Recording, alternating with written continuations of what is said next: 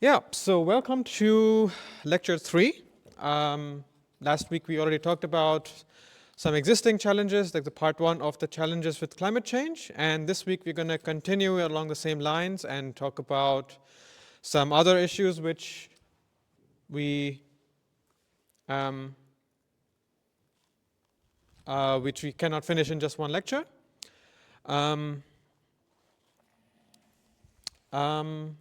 So, quick recap before we go into this about the last exercise. The first exercise, so the last exercise was from last week, but the reason why we recap this now is because it will be relevant for the next exercise, which is published today and due next week.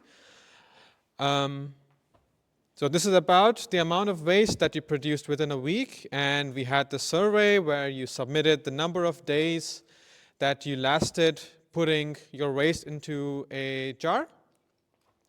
And as you can see from this graph, around the vast majority of you lasted between 2 to 3 days, some of you 3-4 days, 5 days, and some 2 people lasting 6 days. Obviously this isn't perfect because we did not ask you the size of your glass jars in the first place, so if someone has a big jar, obviously they will last longer.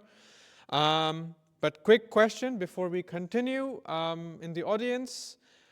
From all the waste that you collected in this jar, what percentage of those waste was a byproduct of something you bought at the supermarket, like, I don't know, you bought cheese and then the container that cheese comes from is something that went into the jar, which took, like, let's say 80% of that was your jar. So what percentage in general was just packaging of food material, for example?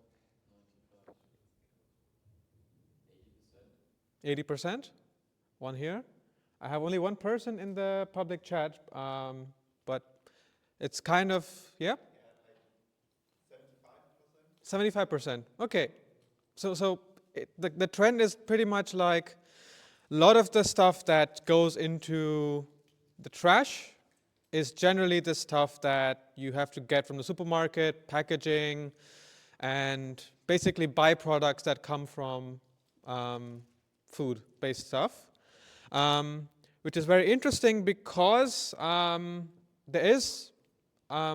have this example YouTube video where a family of 5 a few years ago tried to do the same thing as you did. So essentially what they did is put all the waste that they were producing every day into this tiny jar of their waste. Can someone guess, without obviously Googling the video now and seeing what they did, how many days they lasted?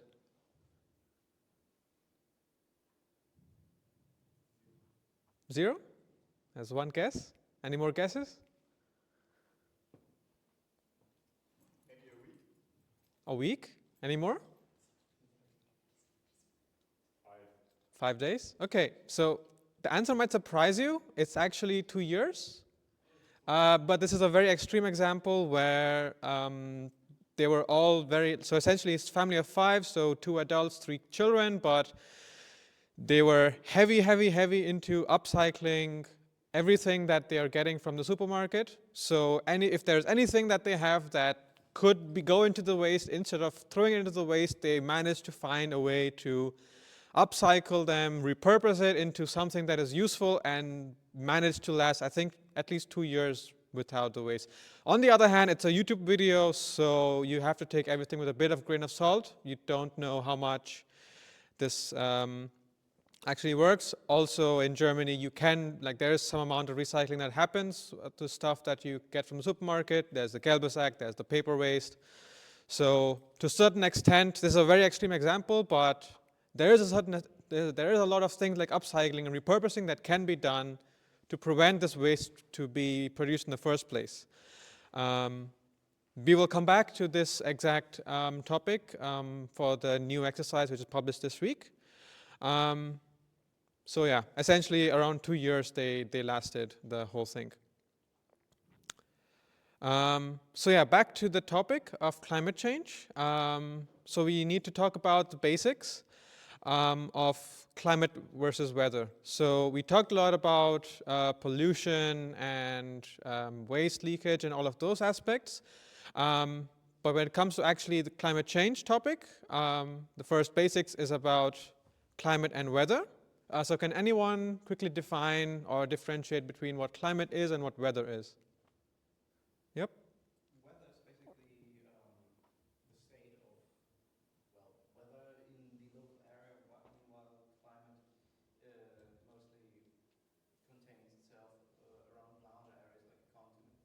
Okay, so the answer was, while climate is the weather conditions over larger areas or continents, but weather is more immediate weather conditions. So one more answer behind. Also add that it's also with the weather it's over a smaller time period than climate. Very good point. Weather is over a smaller time period, whereas climate is over larger periods. So this is pretty correct. So if you look at like a book definition, it's basically a combination of many weather is a combination of many components like temperature, speed, many different stuff that you can always have.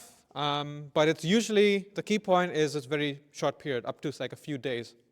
And a weather condition is basically what the regional weather is during a very predefined period. So for example, if you say it's going to be cold in Goslar during this particular week, you could say this is a weather condition that you are recording for this very predefined time period. It's usually from 1 up to several weeks. You can define what the weather condition is. You can also say, okay, we're having thunderstorms for this week, or there's a hurricane, stuff like this. These are also weather conditions and not instantaneous current weather. But climate, like we also said, is describing the long term, at least 30 years, of average weather conditions for a specific region. This is basically maritime climate, cold, dry desert climate, tropical climate. You can say Germany has generally cold, a lot of rain, mostly that type of climate. You can make more metrics. You can say it doesn't get more than certain degrees during the summer. And this is generally the climate that you would expect when you come to Germany. So that's over 30 years, generally the trend stays the same. And climate change basically is when the climate conditions itself over a long period of time tend to change. So when the average weather patterns that define local, regional, and global climates tend to change over long term, that's what we call climate change. And the effects that you observe from this change is what becomes synonymous with climate change. Like when you think about something, when someone says the rising sea levels, stuff like this, these are also stuff that are related to climate change because you look at the rising sea levels over larger periods of time, such as 30 years, 40 years. One more thing that you might hear a lot about is the greenhouse effect, which is related, but you could say is a cause of climate change. But essentially what it is well, the sun in the diagram, as you can see, is sending us a lot of energy in terms of light, which is absorbed in form of heat by the earth or the atmosphere. Some of it is reflected immediately by clouds, but when the earth can only absorb certain amount of that energy, so the rest of it has to go somewhere, so it tends to reflect it back into the atmosphere. But obviously, because of certain effects like CO2 being present in the atmosphere, sometimes also H2O like water, methane, stuff like this, this can cause some of this reflected heat to be reflected back towards the atmosphere and essentially trapping some amount of heat which otherwise would have been reflected back to space.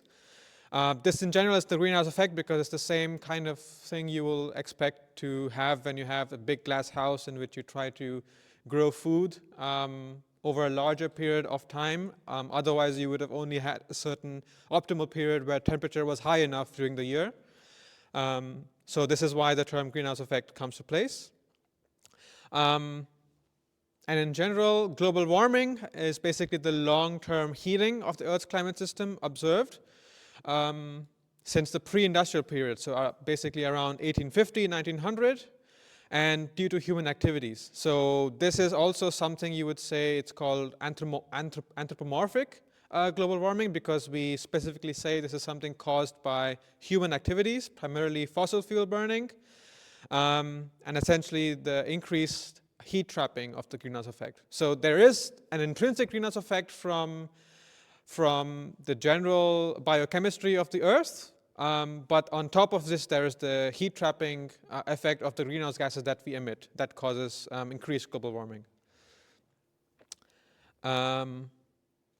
So you can sometimes use this interchangeably with climate change, but the latter, climate change, is very specifically referring to human and naturally produced warming effects.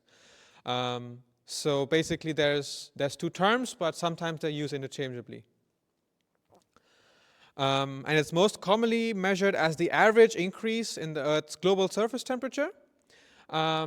And if you look at it in this graph, you will see that it's another way of looking at the same stuff from before.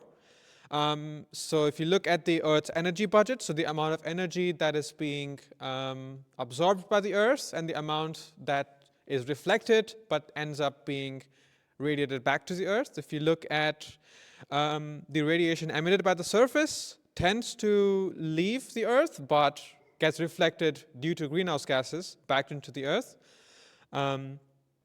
So there's a self-study star, so there's more information here if you'd like to look at it.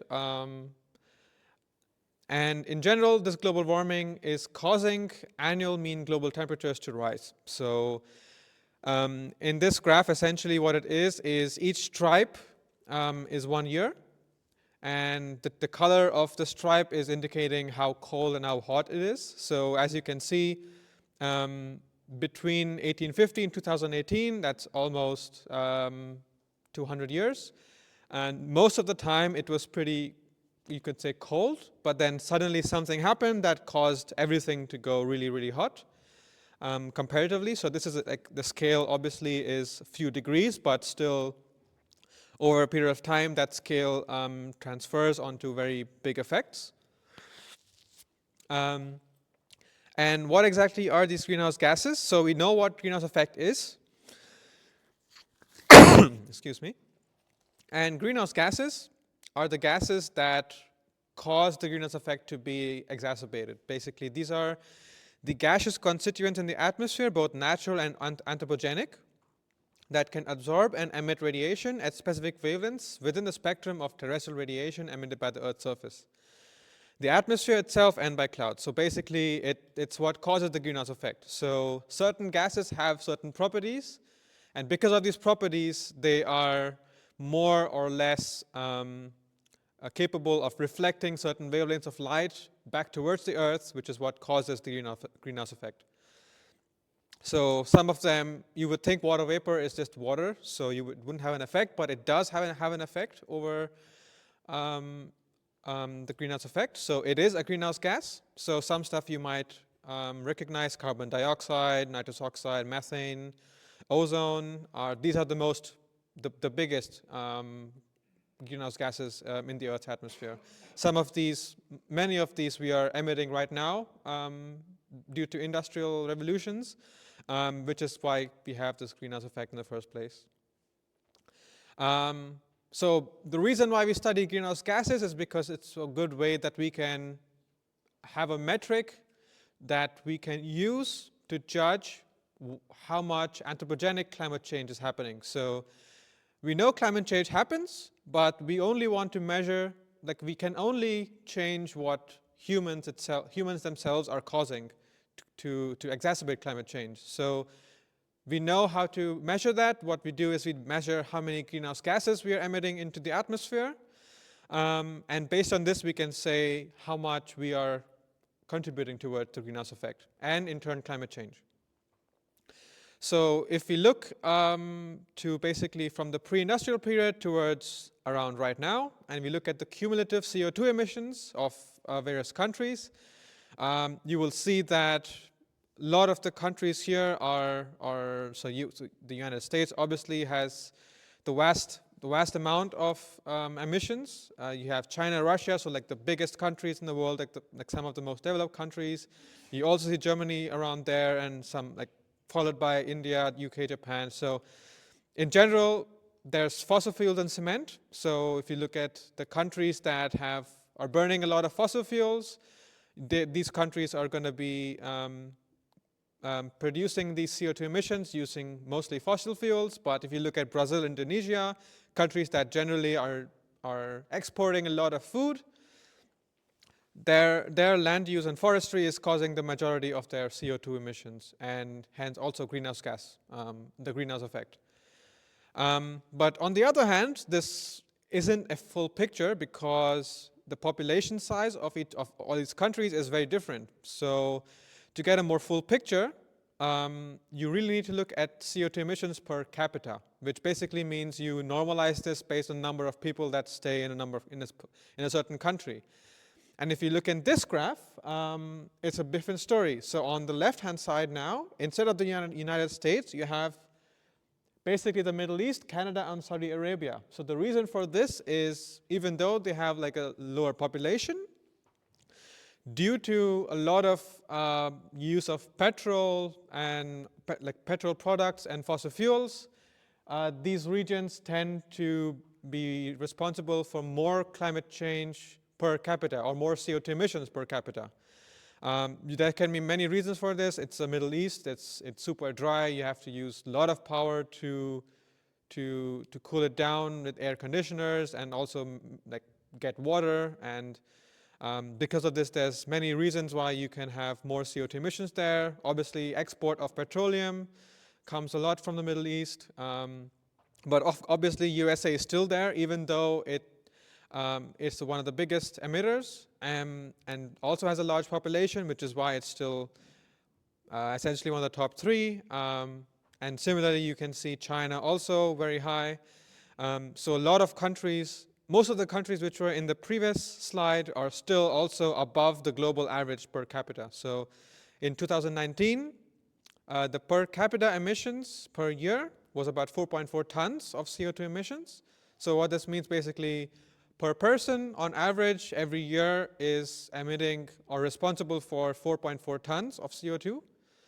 And many of the countries here, you will see, are still above the average. So a lot of the countries are responsible for most of the like a small amount of countries are responsible for most of the above average emissions of CO2 per capita. And also CO2 concentration over the last 800,000 years. So you can say, okay, CO2 emissions exist, but greenhouse gas emissions, is this so how do we know that the greenhouse emissions now are correlated with the increase in temperature? So you can look at the CO2 concentration going back thousands of years, so going back I think 2,000 years, and looking at now, and you can see how the concentration of CO2 in the atmosphere has changed. So one very interesting thing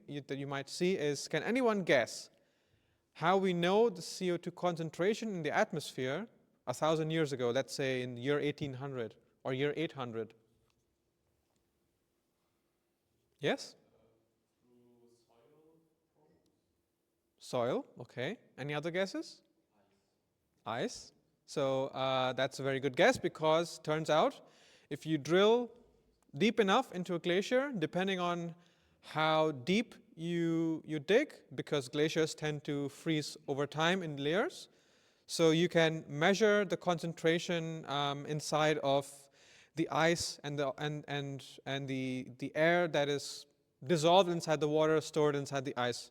And if you measure the concentration of the air stored in there, you basically can calculate the CO2 concentration at this time. And if you look at where the industrial revolution starts, and you look at today, you see like a sharp increase of the CO2 concentration.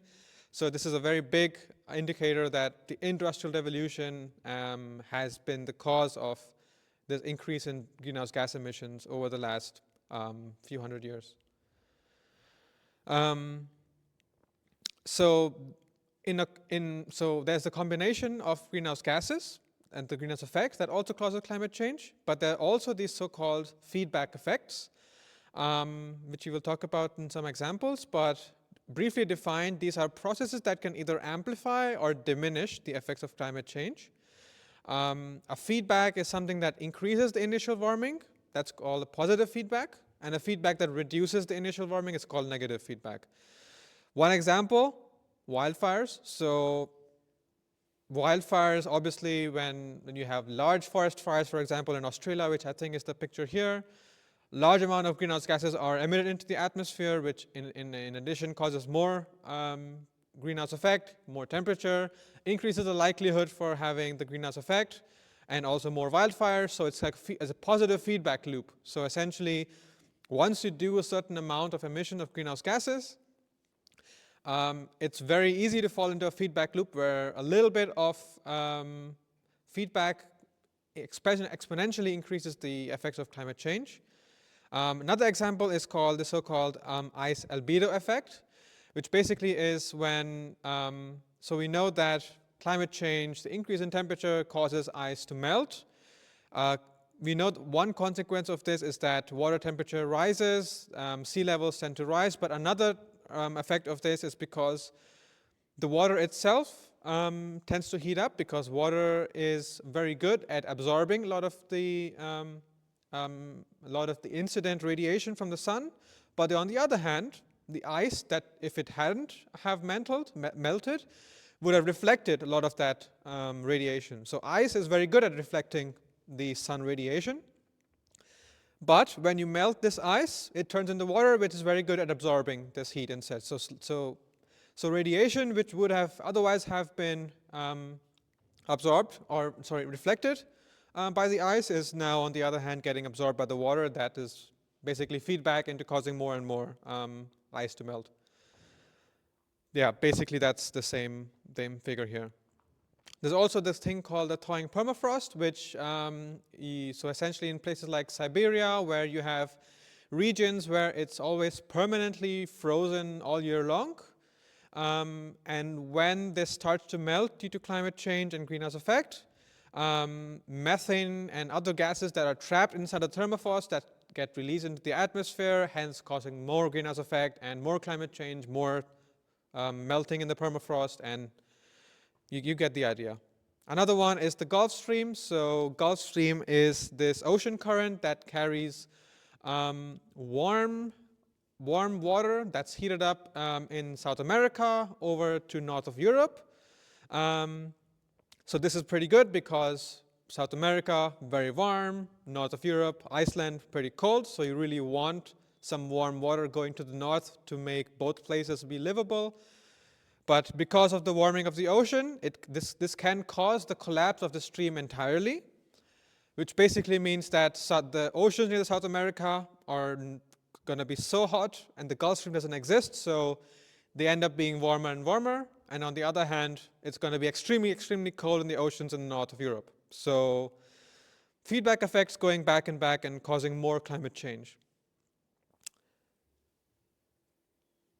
So there's many, many, many more feedback effects. You can look them up. But essentially the point is that once you have a little bit of effects of climate change, it's very hard to come back to what you originally had. So once the Gulf Stream collapses, it's very, very hard to come back to Gulf Stream that functions properly.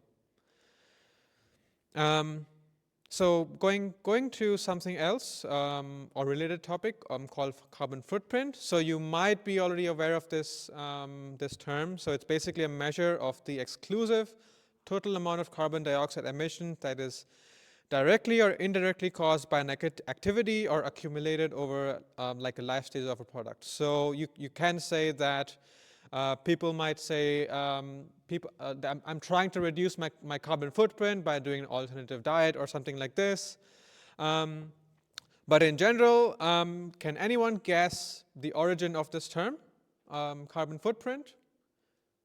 Does anyone know where it comes from?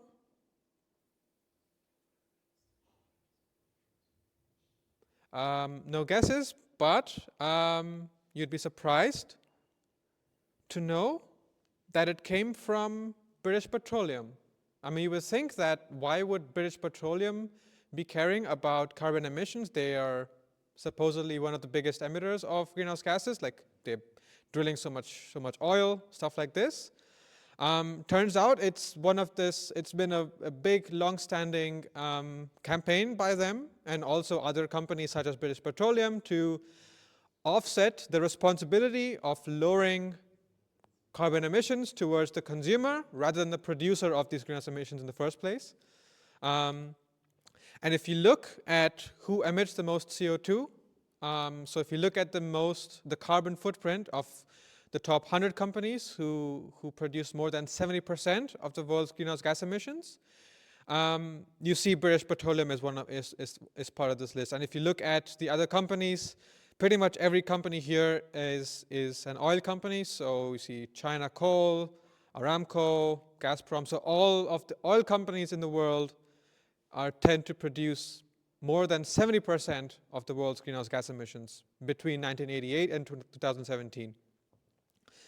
And these companies, if you see highlighted here, are tend to be very prolific and like to promote the idea of people measuring their carbon footprint and reducing it, but on the other hand, they are the ones who are causing a lot of these emissions in the first place. So basically blaming individuals and denying any responsibility of causing the problem in the first place is strategy of these corporations. And we didn't even know that they're the ones who came up with this term in the first place. So you would think that, okay, we just reduce our CO2 footprint and then we can be good, right? So if we don't emit any CO2 in the first place, or if we reduce our footprint, then we should be good, right?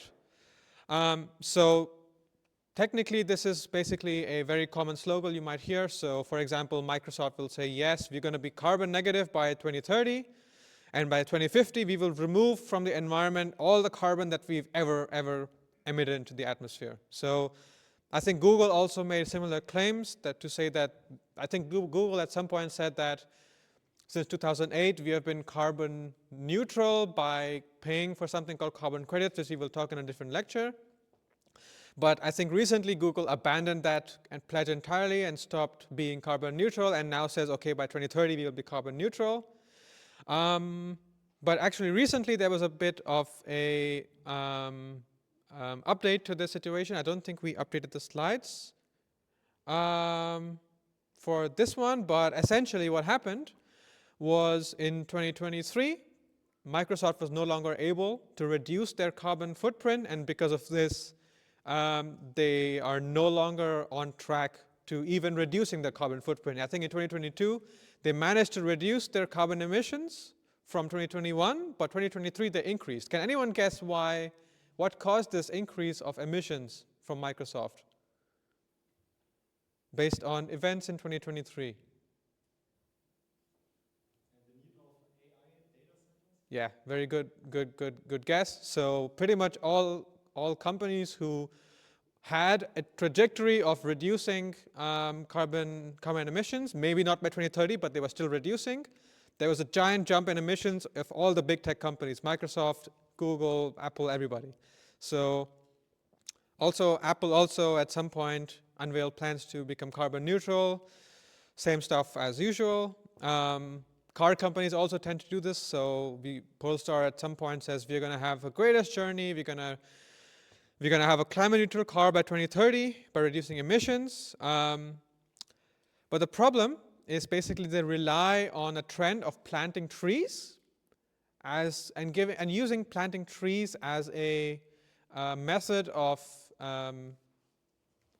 purchasing carbon credits. So essentially what this does is you pay for a certain number of trees to be planted, and then saying, okay, these trees are going to be responsible for capturing some amount of carbon from the atmosphere, and saying, okay, that gives us the right to emit the equivalent amount of carbon to the atmosphere. So this trend has been going on for a long time, and essentially it's not very sustainable in the long run. Basically, it means that you have to use a lot of land. So essentially so you're cutting down vegetation on one hand for agriculture, but on the other hand, you need more and more land to plant more and more trees. At some point, we have only finite amount of forests.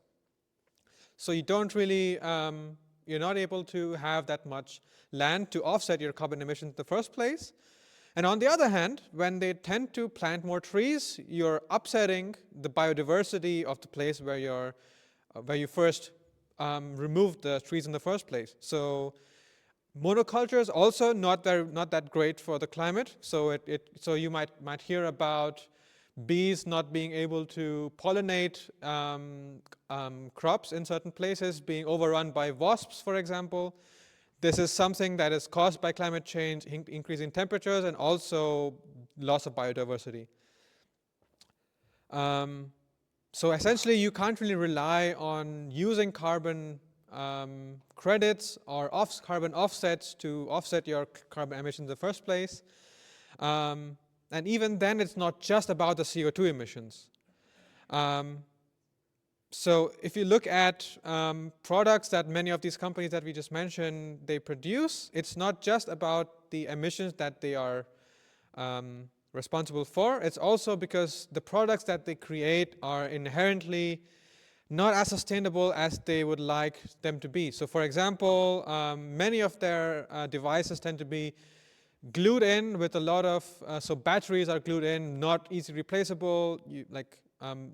Sometimes you will have SSDs soldered into your devices, so you cannot really change an SSD instead of, and when an SSD fails, you have to change the entire board, which just basically increases the amount of manufacturing that you have to do and increases the amount of greenhouse gases that they need. And essentially, it can be like greenwashing, because they say, okay, we are carbon neutral, we are on trajectory to get carbon neutral by 2030, stuff like this. But on the other hand, their practices tend to get more and more not in favor of repairability, which means that they're indeed just going ahead and causing more and more greenhouse emissions in the first place. So at some point, you have to ask yourself, do these companies even care about reducing carbon footprint in the first place?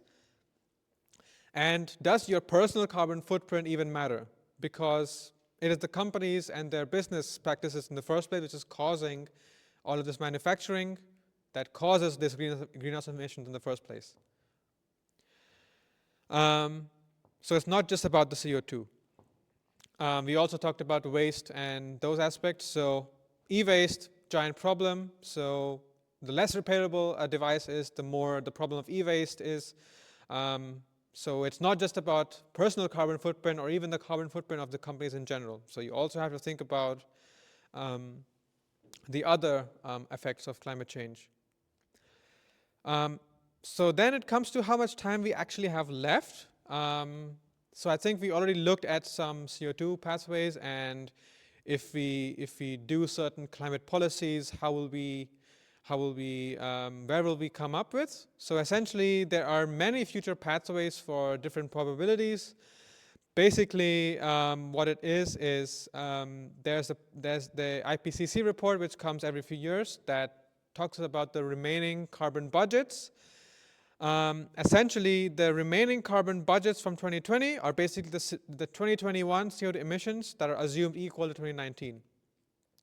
So the probability basically is that like 83% is that we only have 300 gigatons of CO2 remaining by 2040. So we can only emit this much gigatons of CO2. And there's only 17% chance that our carbon budget will last until 2100, so the next century. So we're highly likely that by 2040, our carbon budget is going to be completely done, and we really don't have that much time. So essentially, we have at most until 2040 to get our carbon budget under control. So there's the popular idea that if we cut our emissions in half in 10 years, this basically only gives us a 50% chance of staying below the 1.5 degrees. So basically, if you see here 50%, if we cut our emissions in half, we only have a 50% chance of getting below our carbon budget. So basically what we're doing is we are watching a car crash in slow motion, And instead of hitting the brakes, we are flooring the gas pedal. Like we said already, like big tech companies, instead of getting low, they're emitting even more and more every year, instead of trying to decrease their carbon emissions. So we are basically flooring the gas pedal instead of having to decrease our emissions. The global average surface temperature has been rising. So we've already talked about what is a livable temperature. I think someone said, I think in previous lectures, if someone can remember what the, I think at some point we have a lot of hardship. I think above 2.3 degrees we have, people will survive, but incredible human hardship or something like this. And if you look at the natural drivers of climate change, so the green line on the bottom, so if we did not exist in the first place, we would not have a lot of rise in global surface temperature. So we are essentially the human drivers of climate change. So the observed temperatures is steadily increasing, and the human drivers of climate change are also increasing. So this is a heavy, like a hard proof that is basically telling us that the human drivers and the natural drivers that are caused by the feedback effects is what causing the observed increase in temperature. So you can see Hanover on the Côte d'Azur. So I don't remember exactly what this link says from last year, but I think this is some climate change that occurred last year. If I can remember, I will say what that link says. Essentially, I think we had this figure before. So based on the pledges in climate change, the Paris pledges only gets us to 2.5 and 2.8 degrees of warming. But the current policies, if they are successful, has a chance to keeping us between 2.8 and 3.2 degrees of warming. So essentially, 1.5 degrees is the goal, like what we want to do, but the current policies are not even addressing this goal. Even the Paris pledges would not achieve this goal. I think, this is what we had from last time. If we can keep warming below 3 degrees centigrade, we can likely remain within our adaptive capacity as civilization, but basically it means that 2.7 degrees of warming would experience great hardship. So basically 1.5 degrees versus 2, 3, or 4 degrees, what is the difference in civilization? Like, what is the type of life that we're going to have? So let's look at the 1 to 50 year time frame. So if we are at 0 degrees, we have a heat wave, extreme heat wave, once every 50 years. Right now it's around 1 degree centigrade, so we have already 4.8 times the number of heat waves. So we have 4.8 heat waves every 50 years. At 2 degrees, we're going to have 13.9 heat waves every 50 years, and going the same way. Essentially, at 4 degrees, every year we're going to have, almost every year, it's going to be a extreme heat wave. And you see this already. So heat waves in Australia, number of days hotter than 35 degrees centigrade based on 3 degrees global warming. Sydney was 11 days per year instead of 3.5 days, 3.1 days per year. Melbourne, 24 days. And Darwin, 265 days a year instead of 11 days. So essentially, longest, so giant periods of heat waves over 35 degrees. So that's just heat. What about coral reefs and biodiversity? So we talked about biodiversity being a giant feedback loop in climate change. At 1.5 degrees, we will already lose around 70 to 90% of all our coral reefs. And essentially 2 degrees centigrade, 99% of our coral reefs are going to be gone. So if you look at the graph of the prediction of where we're going to head up at the current rate, it's already going to be around 3 degrees at best, which means that we are not going to have any coral reefs in a few years. What about rain? Okay, so at 1.5 degrees centigrade, 17% of the land will face extreme rainfall, and the average rainfall increases by 2%. 20%, 36% of the land will have extreme rainfall. Basically half a degree of warming basically doubles the effect. So essentially it's a 4-time double exponential increase in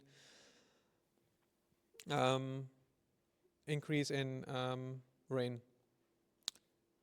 So, but on the one hand you have extreme rainfall, but on the other hand you also have droughts in some places. So places like the Middle East, where it gets drier and drier and hotter, the average drought length globally is going to be also increasing. So given where we're heading, globally we're going to have between 4 to 10 months of drought if we do not fix the problem and get better policies. So in Europe, Eastern Europe, if you want to look at a very close to home example, around 4 months of extreme drought in Eastern Europe. Northern Europe are like 0 months. At 3 degrees centigrade, you'll have at least one month of extreme drought. Southern Europe, 12 months, up to 12 months of extreme drought. So essentially that means like no rainfall at all in Southern Europe throughout the year. Extreme case, North Africa, 60 months without any rainfall. That's how many years is 60 months? Can someone calculate that? 5 years. 5 years. So essentially 5 years without any rainfall. You can only imagine what that would do with. You can't grow anything. You essentially make it unlivable, basically. That basically this lack of rainfall will then cause water scarcity, and the population exposed to water scarcity also will increase. So at 1.5 degrees, there is already going to be 271 million people who are going to be exposed to water scarcity, 388 million at 2 degrees. Resource wars. So people have much theorized that the next world wars are going to be fought over resources, but now it looks very likely that one of these resources could just be water. So we're going to be fighting over water in the next years. Economics, so for GDP also tends to be very related to climate change. So at 1.5 degrees centigrade, we tend to lose about 8% of the global GDP by 2100. And annual flood damage losses also from sea level rise is going to increase to around $11.7 trillion. So essentially it doesn't really do good for the economics either. German example, at 1.5 degrees centigrade, there's going to be a 608% increase in economic damages. At 1.5 degrees, that was our best case scenario. The more likely scenario, 2.2 degrees between 3.2 degrees, is going to be around 789%. And UK and Hungary is, as you can see, way, way worse. Flooding, I think we had flooding this month and last month already. So France had very bad floods. Spain also had really bad floods in the last weeks. So basically 1.5 degrees is what it's now. So this is what it is right now. You can only imagine what it's going to be like by 2030, by 2040. So essentially a century of rising emissions needs to end before 2025. So, I mean, we are done with 2025 already, just to keep global heating under 1.5 degrees centigrade. So this is already a done deal. We are not going to be keeping the global emissions under 1.5 degrees centigrade, even if we stop all emissions now. This is in part because the emission that we've done already is causing the greenhouse effect, but on the other hand, we also have these feedback effects, which causes more greenhouse effects exponentially. So we really cannot stop this. Well, at this point, I think when we had this slide, we had 20 months left, and now we have 1 month left. And last I checked, we are not below 1.5 degrees. The conclusion, so we know what the different things of climate, we know what climate change is. We know what's been causing climate change. So we know the greenhouse gases that we have. We know how these greenhouse gases cause global warming. We know what these feedback effects we have. So certain effects of global warming that end up causing more global warming, like wildfires, the ice albedo effect, etc. And we also know kind of a glimpse into the future of what is expected if we go along the current track. So current policies looks like it's going to be around 3.2 to 4 degrees of warming.